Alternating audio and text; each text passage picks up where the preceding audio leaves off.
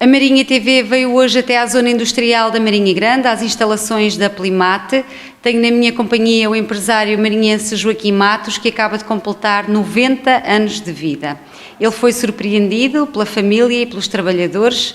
Como é que foi este dia 30 de junho, Sr. Joaquim? Foi muito emocionante, foi diferente. Emocionante de tal maneira que também estou emocionado agora. E não é muito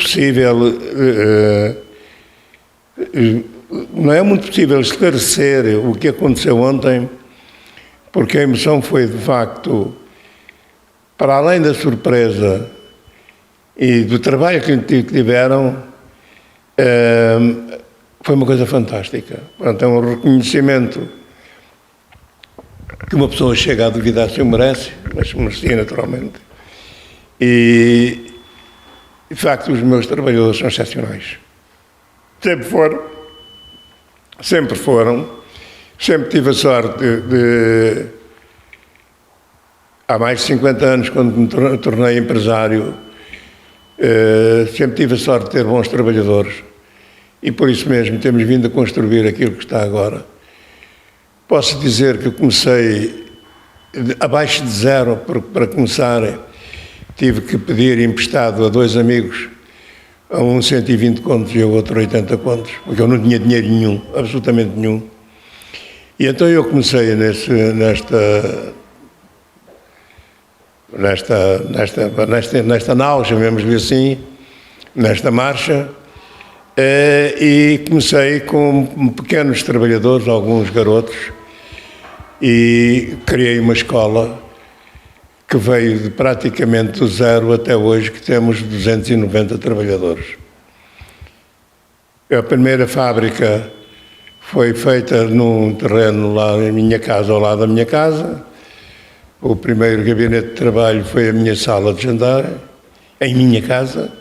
O meu primeiro gabinete de desenho foi em minha casa, na sala de jantar. Ao lado construímos, de facto, um pequeno barracão com algumas máquinas e começámos esta marcha até hoje. Em 1978 conseguimos mudar para a Moita, curiosamente em 1969. Em 1968 iniciámos o edifício na Moita para mudar as instalações da Molde Matos, e com essa perspectiva, e porque eu entendia que uma fábrica de moldes só por si, que vende serviços, não vende produtos finais, não é a melhor coisa para a indústria. Nessa altura procurámos um outro caminho, e eu mais o meu irmão escolhemos um acessório de PVC, que era em inglês, por sinal, e criámos a Plimate, que nasceu exatamente nas instalações da Molde Matos da Ordem, quando nós inaugurámos as instalações para a Molde Matos na Moita. Com o aparecimento da Plimate na Ordem, poucos meses depois dela ter nascido, e eu ter lá colocado o Sr. Eduardo Franco, que já era meu funcionário há muitos anos, enverdámos por este caminho que é a Plimate e que é hoje, diremos, a firma principal do grupo. Passado anos, quando mudámos da Plimate Ordem para aqui, para a zona industrial, resolvi criar nas instalações da Plimate, que tinham sido da Molde Matos, a Plimex, para fazer uma parte de um novo produto da Plimate, que são as válvulas, e hoje somos muito conhecidos internacionalmente na Plimex, válvulas, que curiosamente morámos já depois de uns anos também para a zona industrial. Estamos na zona industrial com uma linda fábrica que começou por ser só senhoras e que agora tem alguns homens, mas mesmo assim tem mais senhoras do que homens, e que é uma fábrica muito moderna, muito bonita e que nos dá muito orgulho. Também ainda durante isso, depois nasceu a Matos Blas, que agora está em desenvolvimento, está naturalmente um bocadinho mais, eu não direi atrasada, mas que começou mais tarde, está a começar a rampa de lançamento agora mais evolutiva e esperamos bem que dentro dos próximos 5 anos seja também uma grande empresa. Embora já lá tenhamos neste momento 50 trabalhadores. Está a produzir uma série de válvulas também, uma outra especialidade nas válvulas e outros produtos. E, enfim, quando chegamos ao fim deste ano todo, desde 1968 até agora, como empresário, porque antes tinha tido a minha fase inicial como aprendiz e depois como dirigente, chegou-se aos 90 anos de idade também, e há uma certa alegria, há uma alegria ainda mais forte, porque já criámos a Matos Guest, que é a empresa mãe das 4 empresas, e na Matos Guest já são os meus filhos os sócios maioritários. Curiosamente, também já tenho alguns netos na empresa e quero dizer que a terceira geração já está em formação, não está em marcha ainda, mas já está em formação. Aliás, um dos netos está na administração da Molde Matos, o outro dos netos está na administração e comercialização da Plimate, e os outros já estão em marcha, na calha para entrar. Espero bem, porque efetivamente a indústria familiar, algumas pessoas dizem que são de duração curta. Não é verdade.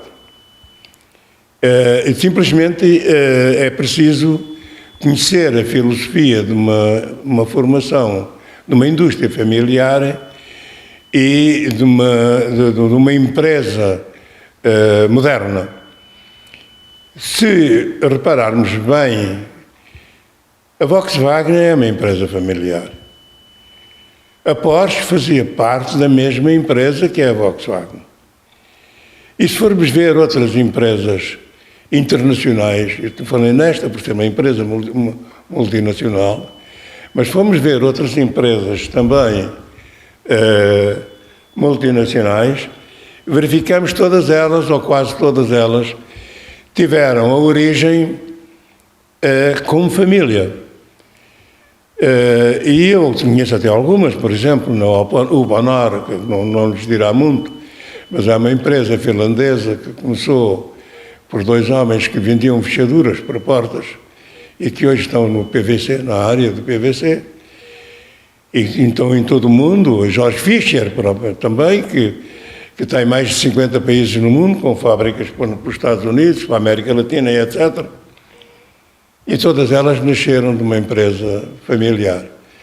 Portanto, não há mal nenhum começar numa empresa familiar e continuar a chamar familiar e terem um nome até que seja completamente diferente.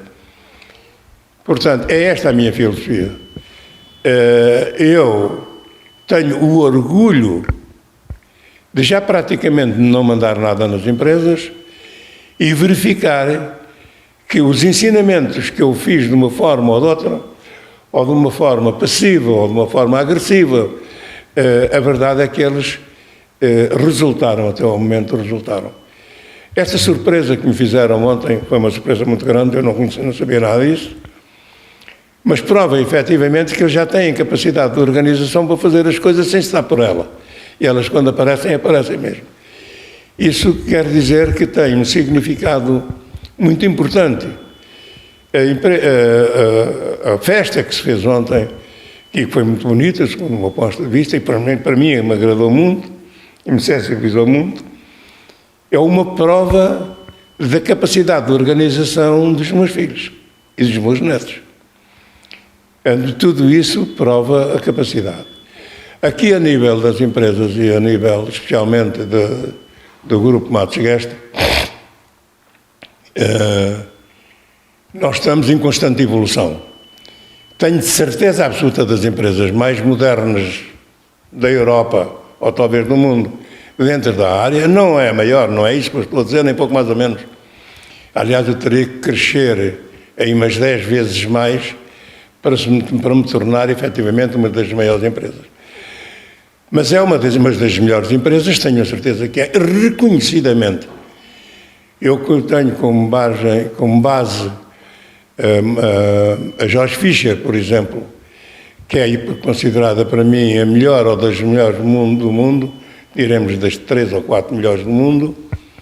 É uma empresa suíça, mas está na Alemanha e também está em mais de 50 países. E, curiosamente, já foi reconhecido por eles como empresa Polimate de alta qualidade. Ou seja, eu estou a ser reconhecido pelos melhores do mundo como sendo um dos bons. Não escondo que copiei muitas partes pela Georg Fischer, não escondo isso. E nós devemos copiar pelos melhores. Há pessoas que dizem que fazes alguma coisa por copias. É verdade. Há pessoas que escondem isso, não se deve esconder. Se você reparar, a indústria automóvel de há 40 anos ou de há 50 anos, toda ela é copiada todos os anos. Mas ela não deixou de ser de 4 rodas como era há 50 anos. O carro é um carro. É uma forma de entrar do carro mais diferente, ou mais igual, ou mais veloz, ou mais bonita, e evolui com os anos. Mas é copiada todos os anos. Nós todos nos copiamos a nós, uns aos outros, todos os anos. E, portanto, isso orgulha-me para pessoas que digam, não tem vergonha de copiar. Não, eu não tenho vergonha, eu tenho orgulho. E isso é o que está a acontecer nas minhas empresas. As minhas empresas estão a evoluir a uma velocidade muito superior à que eu imaginava aqui há uns anos. Eu estou a ser passado à frente todos os dias. Eu tive agora 15 dias no Algarve e quando cá cheguei e olhei para aqui, para a nossa nova empresa que estamos a fazer aqui ao lado, fiquei pasmado com certas coisas. Mas eram coisas que eu já tinha falado, digo, depois um dia vamos fazer isto, depois vamos fazer aquilo, vamos fazer aquilo outro. Eu chego aqui e vejo-as feitas. Isso é bonito, é muito bonito. E são feitas pela minha organização. É muito bonito. É um grande salto em qualidade que vamos dar agora quando começarmos com as novas instalações em funcionamento. Está a breve prazo, eu esperava que fosse em maio, vai ser lá para outubro ou novembro, talvez. Será este ano, com certeza. E vamos dar um salto muito grande porque vamos reformar esta própria empresa aqui, que há 6 meses, aqui há pouco mais de um ano, isto não existia, era a rua. Agora ali há uma parte que está a produzir o PVC que vai passar para lá e ali vai ser remodelado completamente. Portanto, isto está a evoluir a uma velocidade astronómica, passamos assim, passa a expressão, não é? E isso dá-me orgulho. E dá-me orgulho em saber quando for para o céu ou para a terra, ou alguma coisa assim, quando a gente nasce da terra, é para lá que vamos. Dá-me orgulho de saber que a vida vai continuar e que eu não vou ser cá preciso para nada. Essa é a parte mais importante. Eu posso dizer com orgulho que já não tenho nada. Tenho fato, tenho vestido, vivo numa casa de renda, é de uma empresa minha, é um facto, mas é uma empresa que é uma empresa autónoma. E eu estou descansado. O meu carro é o carro das empresas, a minha casa é uma casa de outras empresas, da empresa, e eu sinto-me, como se chama, liberto. Há pessoas que têm na sua mentalidade criar uma riqueza para si próprio. Não tenho essa. Não é isso, eu não quero riqueza para mim. Quero uma riqueza de espírito. E isso eu tenho, essa riqueza de espírito. Esses objetivos eu tenho-os acontecido. E um dos meus objetivos é mesmo este. É quando morrer, vá limpinho para a terra. Tudo segue em marcha. É isto. O Sr. Joaquim subiu a pulso. Teve anos muito difíceis para construir estas empresas que estão aqui. Isso não consigo contar as dificuldades, mas posso lhe dizer que aqui não há muitos anos, numa das grandes crises já das empresas, e depois vou-lhe contar uma pequena história. A minha filha chegou quase a não ter dinheiro para comprar para comer, e nós não faltámos um único dia com os salários aos trabalhadores. E ela chegou, nós não recebíamos salário, e às vezes ela para ter dinheiro para comprar, e já depois da minha esposa morrer, que aliás me ajudou muito, enquanto foi viva, e mais ainda, poucos meses antes da minha mulher morrer, que a gente não esperava, que foi, morreu pronto. Eu tive uma conversa na cama com a minha esposa, e ela perguntou-me, Quim, tu andas a fazer escrituras e não sei o quê, não sei quantos, o que é que se passa? Eu sempre assinei tudo, e assinou. E o que é que se passa com a nossa vida? Olha, Maria, com a nossa vida o que se passa é o seguinte, nós já não temos nada, é todos os nossos filhos. Tu ainda tens o direito de viver nesta casa até morrer, eu nem isso. Isso já é uma prova daquilo que foi há uns 20 e poucos anos que a mãe morreu, não foi? Este ano 25. Desculpa. De maneira que essa era já a minha filosofia. Bem, já lhe contei a história que estava a contar, que era a história da minha mulher. E isso... há outra história também muito engraçada, tem graça. Isto para falar... 90 anos tem muitas históas, certamente, e estes últimos, mais ainda. Mas vou-lhe contar uma história que tem graça. Um dia eu estava por aqui, muito bem, todo contente, e vou daqui até à Foz do Orelho. À Foz do Orelho estavam a construir um prédio, a acabar um prédio, eu vejo lá um apartamento, tem a mesma bem para o mar.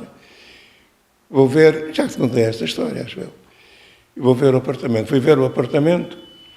Quanto é que custa? 16 mil contos. Olha, eu vou-lhe comprar isso. Vou falar com a minha mulher e vou-lhe comprar isso.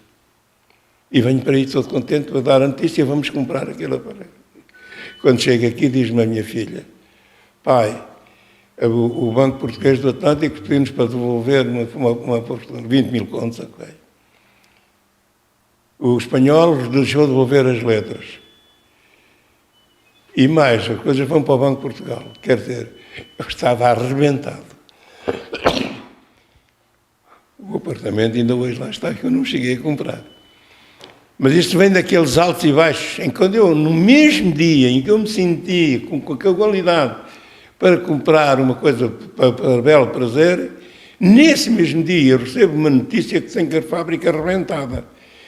Porque não foram só os 20 mil contos que o espanhol deixou de devolver de letras, como mais de 20 e tal mil contos, ou 30 mil contos que ele tinha de letras para meter ao banco, com mais de 80 mil contos que eu tinha de conta calcionada no banco, que me tirou imediatamente, e eu fiquei sem dinheiro nenhum, sem possibilidade de conseguir dinheiro.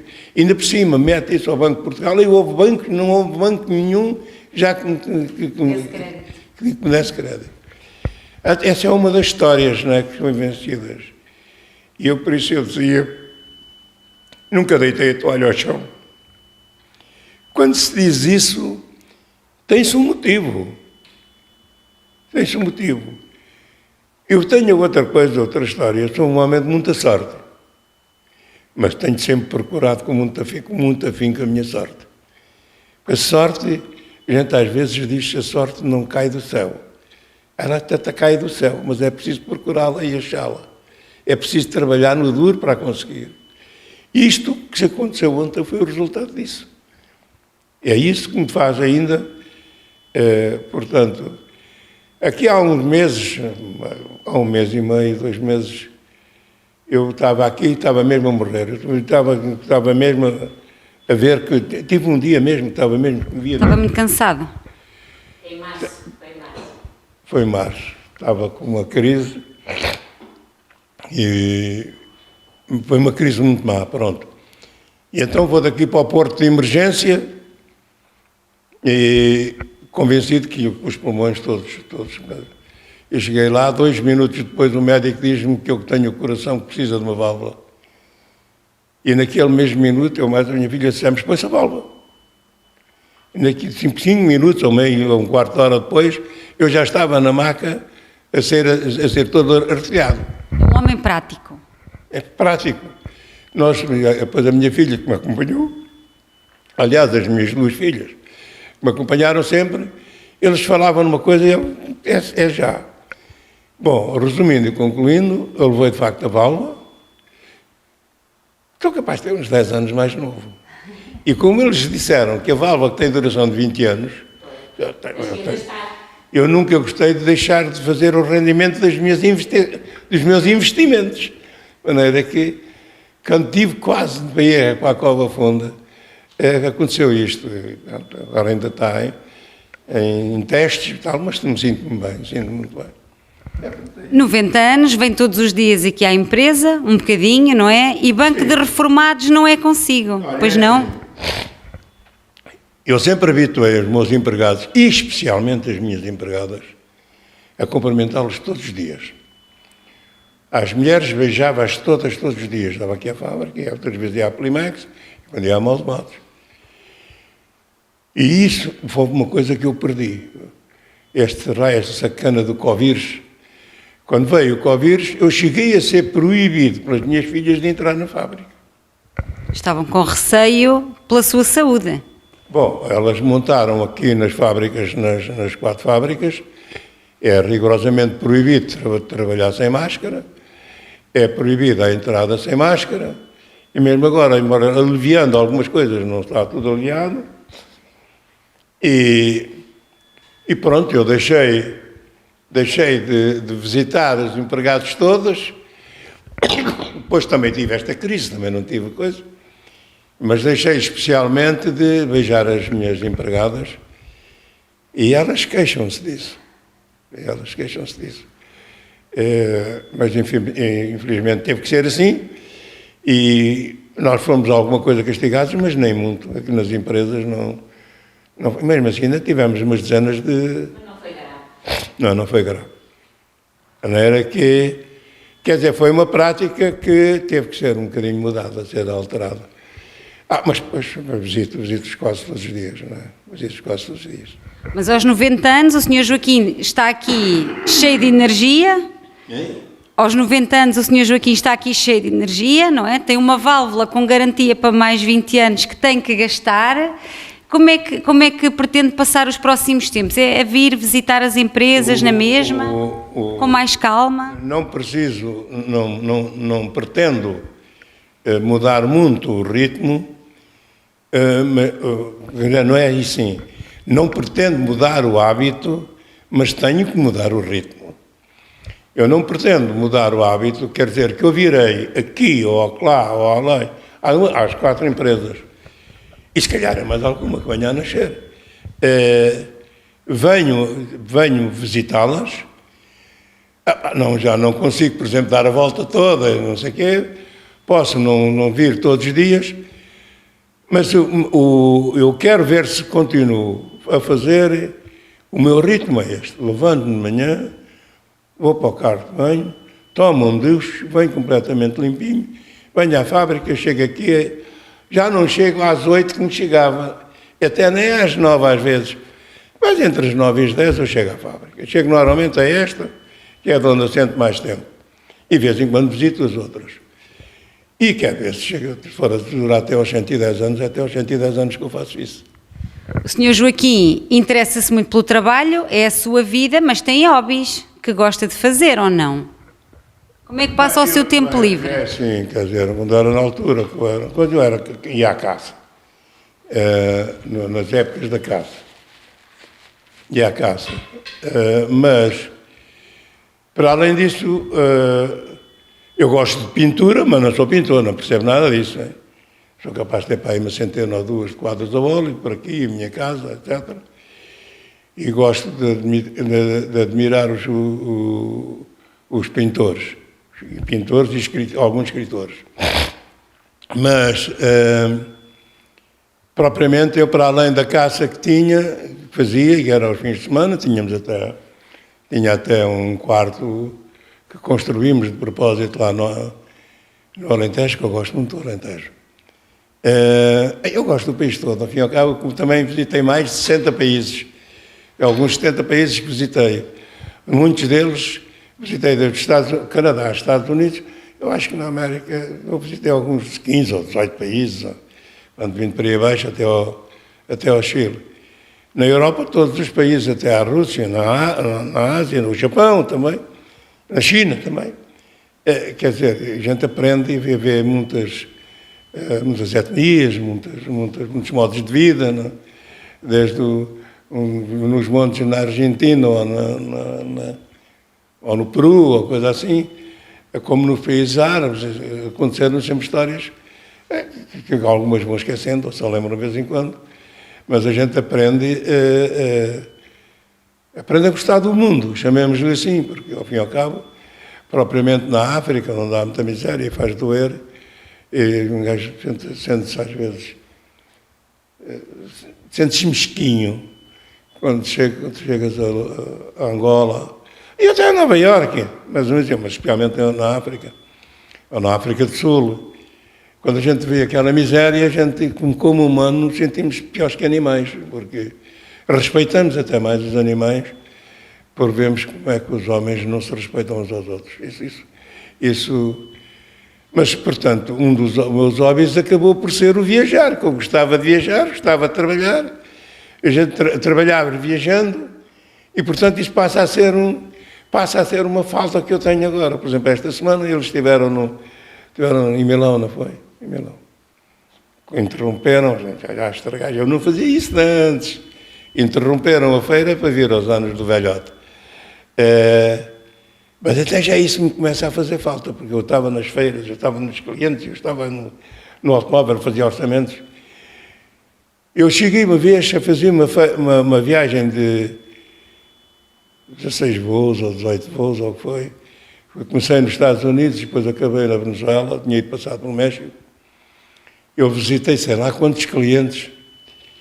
E depois, quando apanhei o avião, vinha para cá, estava com vontade de me deitar abaixo, a tirar-me fora do avião, por sem arranjar, nem vender um molde. Nessa altura, vender moldes, num molde. Foi a melhor viagem que eu fiz. Depois de chegar aqui, no dia seguinte começam a cair encomendas do trabalho. Aqui é como quiseram histórias do diabo. Andar por lá, fazer o relatório todos os dias, os orçamentos todos os dias, e visitar 2, e 3, e 4 clientes, andar milhares de quilómetros de automóvel. Não havia telemóveis, não havia as facilidades de hoje em dia. Era isso que era de chegar. Eu fazia os relatórios à noite, punha-os no correio, nos Estados Unidos, em Nova Iorque, ou em Washington, ou por onde andava, ou em Los Angeles. Punha os relatórios todos os dias no correio, no hotel, e sabia que no dia seguinte eles estavam em Lisboa. Pois eu chegava cá 15 dias depois, não estavam cá os relatórios ainda. Chegava primeiro com as cópias do relatórios originais. E telefonemas. Não havia telefone. Eu tive uma história, já estou a falar demais, vocês podem a falar. Uma vez chego a Los Angeles, mais o meu comercial, que era o Sr. Franco, mas não era este, era o irmão. E visitámos alguns clientes, e quando chegámos a Los Angeles, eu peço-lhe pela lista para o dia que íamos trabalhar. E ele puxa pela lista, e nós estávamos dentro do elevador. O elevador, com o vento, rapa-lhe a lista da mão, encalha numa greta do elevador e ficámos sem lista. E eu perguntei-lhe, então agora vai ficar a buscar a cópia. Não trouxe cópia. Eu nunca fiz isso. Dei-lhe um raspanete para ele não ter cópia.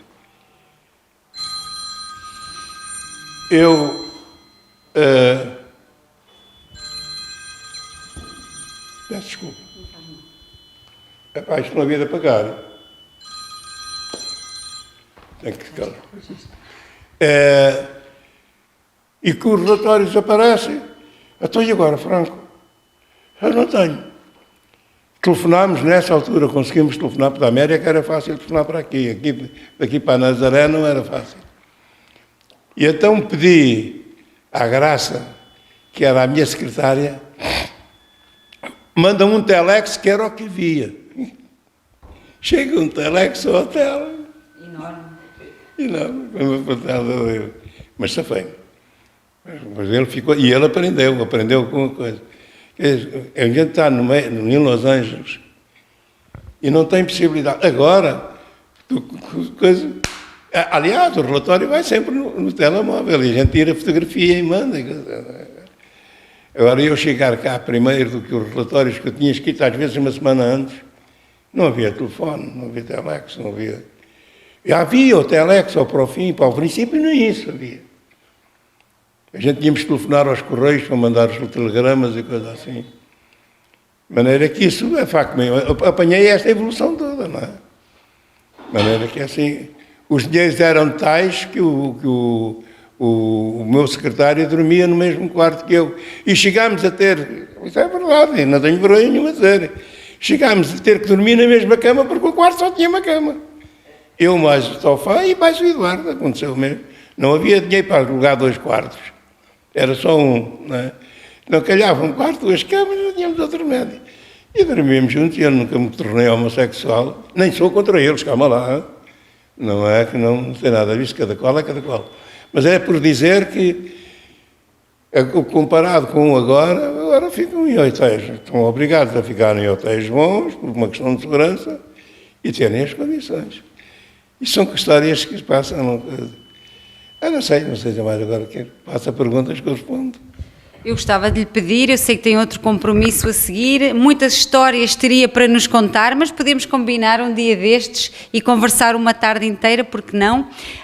Eu gostava de lhe pedir um conselho, o que é que pode dizer aos jovens que estão agora a começar uma vida de trabalho, pela sua experiência, pelo seu exemplo de luta, porque aquilo que conseguiu saiu-lhe do corpo, não é? Como se costuma dizer, o sangue, o suor e as lágrimas, não é? Custou a conseguir. Que mensagem é que gostaria de deixar a estas novas gerações? Olha, a primeira mensagem é nunca desistir. Não desistas se perdes um ano. E não desistas se perdes um ano, porque eu vou contar mais uma história que é para exatamente nesse sentido. Eu perdi o ano na 4ª classe. E o meu pai, como prémio, pôs-me a trabalhar no Carlos Galo, no vidro, com 9 anos. Portanto, o prémio que eu levei por ter perdido o ano na 4ª classe não me fez desistir. No ano seguinte eu fiz a 4ª classe. Quando acabei a 4ª classe, o meu pai empregou-me no vidro, já foi o meu avô, e trabalhei desde os 10 anos até aos 13 no vidro. E, efetivamente, aquilo não era para mim. Depois, com 13 anos, fui aprender a serralheiro. Aprendi a serralheiro, tive 5 anos na IVIMA a aprender a serralheiro. Na IVIMA, que era a Companhia Industrial Portuguesa. E depois, como aquilo não era bom para mim, eu fui-me empreguei-me no Aníbal Abrantes. Tornei-me um serralheiro de moldes para plástico no Aníbal Abrantes. E isto prova que a gente deve existir. Aqui em intermédio eu tinha andado na escola industrial. Fui obrigado a desistir da escola industrial porque tuberculizei 2 vezes. E por azar meu, tuberculizei em maio e passava outubro, não podia registrar a seguir. Andei 4 anos para tirar o 2º ano, não fiz mais coisa. Depois, naturalmente, aprendi à minha custa a ir para o colégio inglês, aprender inglês, e depois aprendi inglês americano, inglês. O americano não é bem o inglês, não é? E acho que isto, o principal conselho que eu posso dar é não desistam. Eu, culturalmente, neste momento, tenho capacidade e tenho conhecimentos de certeza absoluta que são ao nível de qualquer pessoa que tenha um curso superior. Eu, em arte, que aprendi na arte, nas tecnologias dos moldes, nas tecnologias dos plásticos, aqui tudo que me é obrigado a aprender e a ler. Eu gosto de ler livros científicos, de cientistas famosos, muito mais do que romances, embora possa também ler um ou outro romance. Mas aquilo que eu digo que devem fazer, e, portanto, o conselho, não desistam nunca. Sigam, se perdes um ano, segues no outro, se perdes numa área, vai para outra, é preciso nunca desistir. Se estás A gente às vezes, a gente nunca sabe quando morre, nem sabe que morreu. É um caso curioso. A gente não sabe se dura 1 ano ou se dura 50. E depois não sabe que morreu. Não me existe para saber que morreu. E lá vem a tal história. O de ontem não interessa que já passou. O de hoje, sim senhores, é que vale. E o da amanhã não interessa porque ainda não veio. Bom, teoricamente não será tanto assim, porque a gente sempre deve programar a vida. Mas não desistam. E deem sempre bem uns com os outros. Nós temos tido, a mim tem-me calhado, pessoas que às vezes dão-se mal uns com os outros. Tive fases aí que foram um bocado difíceis de ultrapassar. Uma vez nós não tínhamos problema nenhum com droga aqui nesta fábrica. Uma vez que empregámos um gajo, passado tempo tínhamos aqui 10 pessoas com droga. E então o que é que começa aqui o teu problema? Tens que pôr de lado o indivíduo que é drogado, não lhe dás apoio, mas qual é o apoio? Se eu lhe dou o apoio na fábrica, eu não estou-lhe a dar um apoio a um criminoso. Mas foram situações que a gente foi ultrapassando. E por isso é que nós exigimos que todos os trabalhadores estejam limpos. Eu sou pessoa que passava o pé de um trabalhador e disse, pá, cheiras mal. Sou pessoa para dizer isso. Eu não quero saber se ele se chateia. Mas eu quero é que ele esteja limpo. E quero que seja exemplo aos outros. E todos se darem bem, darem-se bem. Ninguém precisa se dar mal uns com os outros para progredir na vida. Seja um serralheiro, seja um pintor, seja o que for. É este conselho que eu dou às pessoas. Não desistam. E aos meus colegas, o Banco dos Reformados nunca. O Banco dos Reformados é o sítio que se está à espera da morte. Banco dos Reformados nunca. É essa a minha filosofia. Portanto, digo isso aos jovens, digo aos velhos. Aliás, eu não digo muitos velhos, porque aos mais idosos e os mais usados. Porque não se ponham no Banco do Reformado.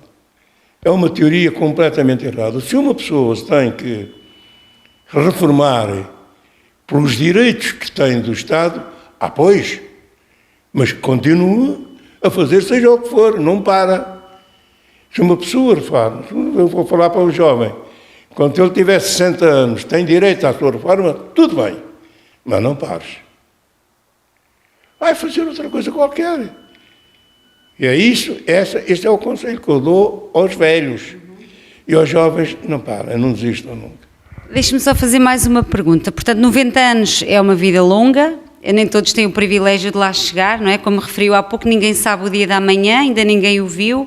Se pudesse voltar atrás, teria a tentação de fazer alguma coisa diferente, sabendo o que sabe hoje? Não creio.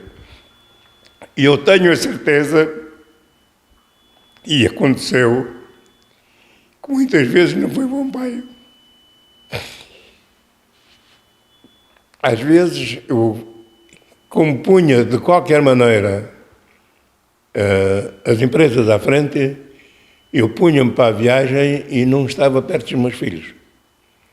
Eu tive sorte porque cheguei a ter medo que eles alguma vez fossem levados por outros e fossem para a droga.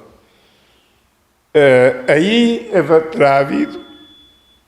terá havido algumas fases que eu terei procedido menos bem ou até talvez mal, especialmente com a minha mulher, com a minha esposa. Ela merecia mais.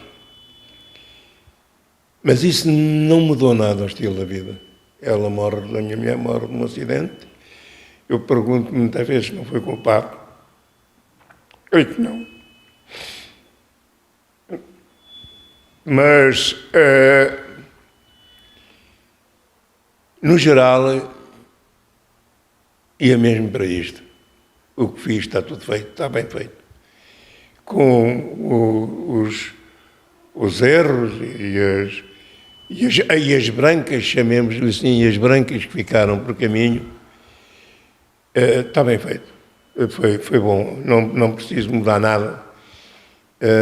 Tenho 3 filhos com orgulho, correram todos, eles tomaram as rédeas ao negócio, estão a aprender ainda, apesar de já cá estarem. A minha Isabel já cá está há uns 20 anos. Estás cá há quantos anos na empresa? Aqui? Estou há Bem, aqui estás desde o início, há 40 anos. Olha, são os meus filhos aqui. E, portanto, acho que está tudo bem. Não, se voltasse atrás, tivesse que escolher, eu fui um homem de sorte.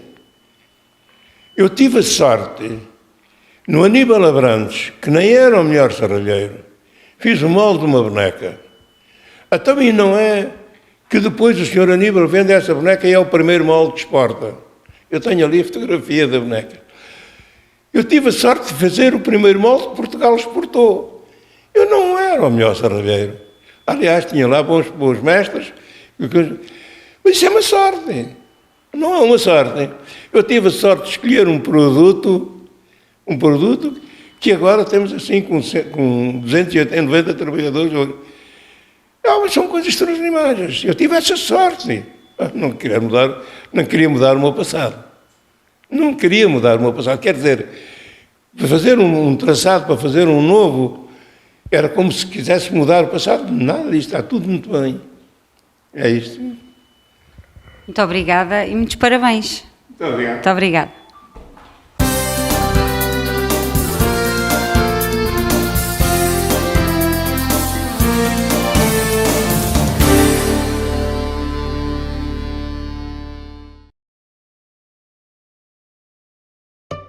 Esta pode ser a história do lote 2, número 230.